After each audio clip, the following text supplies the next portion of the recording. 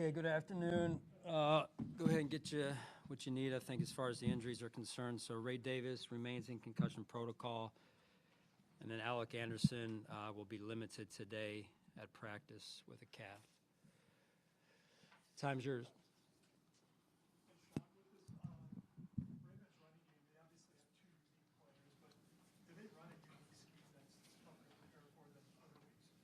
Yeah, I mean, they do a lot well offensively, very talented team across the board, offense, defense, and special teams, and highly decorated team at that.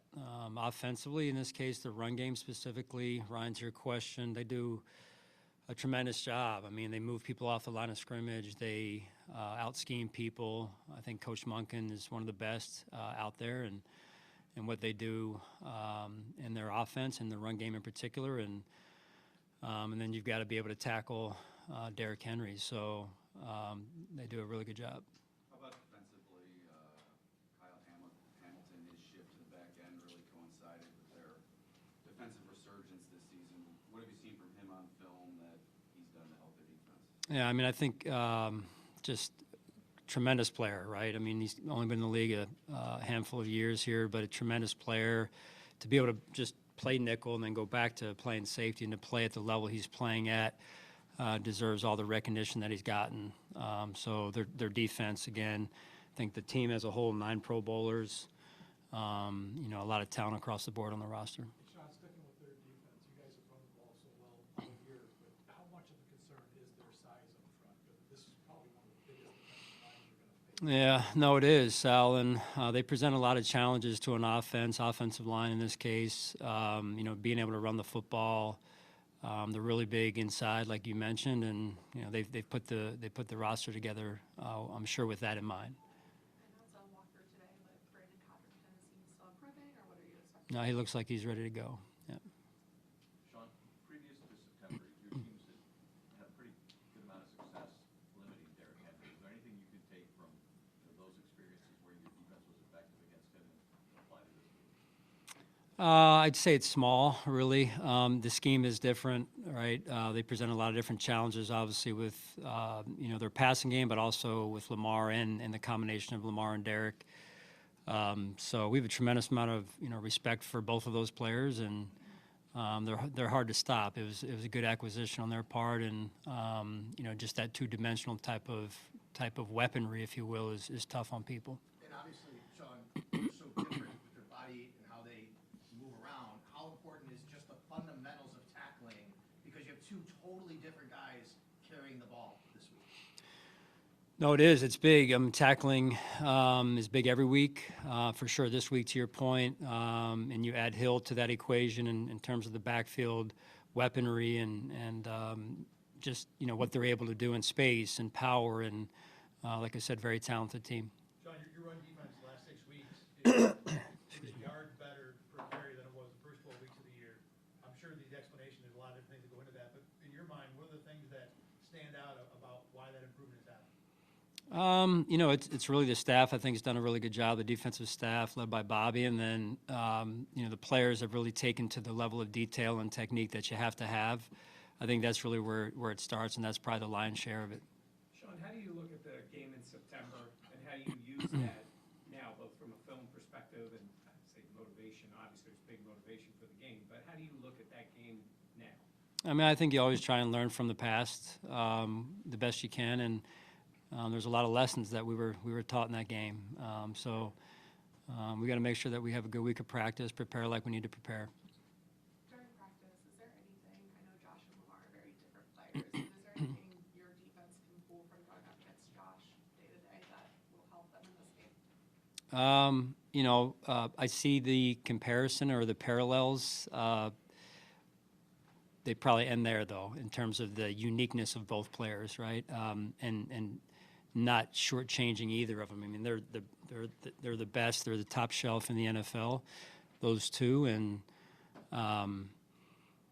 it probably isn't fair to compare them from a skill set standpoint, although they are both extremely skilled. They're both unique in their own ways. How much do you think your team has grown since before?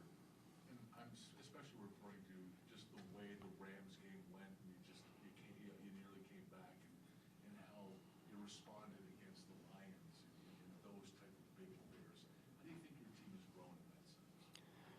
Well, I think we try and grow every week. You know, certainly after losses, and as well though as after wins as well. And like I said, we try and learn from the past every week, every day, and you know, continue to try and grow ourselves into better people, into a better team. Have you managed to find a 300-pound linebacker? I'm sorry. Have you managed to find that? No comment. Sean, this week John Harbaugh called them long-winded plays. When the quarterbacks like Josh and Lamar, it's never really over. There's the first play and the second and third play. How important is that the defense doesn't take that sigh at all during the play and know that Lamar's not down until he's truly down? Yeah, I mean that's some of the uniqueness of Lamar, Josh included,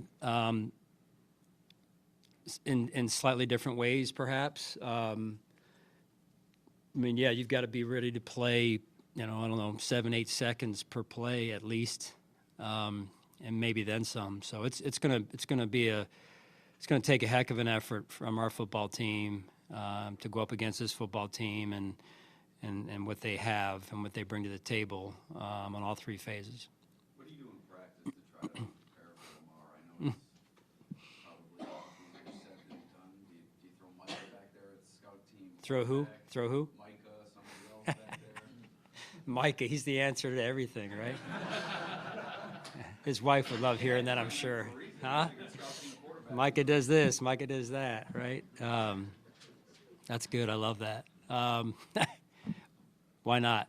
But no, I mean, it's a really, there's only one Lamar Jackson at the end of the day. So you do the best you can to try and simulate it. Good luck. Anthony Brown, yeah, Anthony Brown helps with that. Yeah. So that explains that move. It's probably bigger than that, but you know that's certainly helps. I mean, the full answer is if you just put a mobile person back there when you're planning on working on the scrambles or the quarterback run game, the defensive players know, oh, this is one of those plays, right? If you just have to sub out one of our normal quarterbacks for a mobile player like that.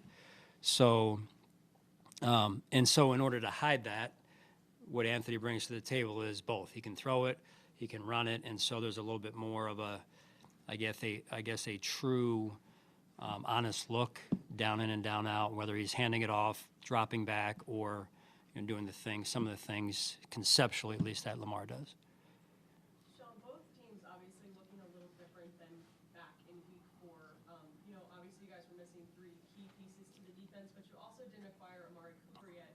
I guess just based on what you've seen from how he's impacted the offense since he's gotten here, how can you explain what he's brought to that group and maybe how he can impact this weekend? Yeah, I mean, Amar's a good player. He was a good addition for us. Our offense goes kind of, some of the parts, right? So he's one of the pieces for us, and he's done a nice job since we were able to add him. The ball's going to find who the ball's going to find, and that's the key part for us. All right, thank you, guys.